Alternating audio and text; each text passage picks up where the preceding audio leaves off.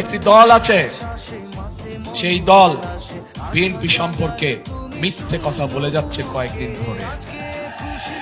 আপনাদের নিশ্চয়ই মনে আছে, আজও দেখলাম তারা বলেছে তাদের দুজন সদস্য 2001 থেকে 2006 পর্যন্ত আমাদের সাথে সরকারে ছিল। মনে আছে আপনাদের?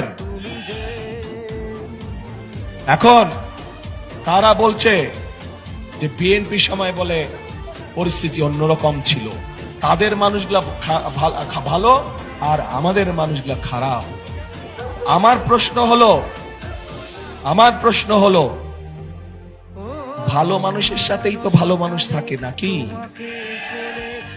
তাদের মানুষ যদি ভালোই হয়ে থাকে, তাহলে বিএনপি যদি খারাপ হয়ে থাকে, তাহলে তারা ছিল কেন আমাদের সাথে পুরো 5 বছর?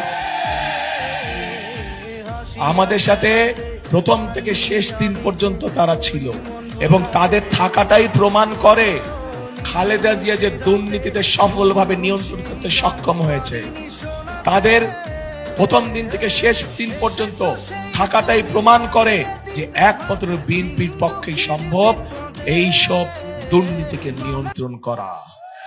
এবং তাদের প্রথম দিন থেকে শেষ দিন পর্যন্ত থাকাটাই প্রমাণ করে যে বিএনপি পারে একমাত্র এই দেশকে সঠিক দিক নির্দেশনা দিয়ে পরিচালনা করার জন্য।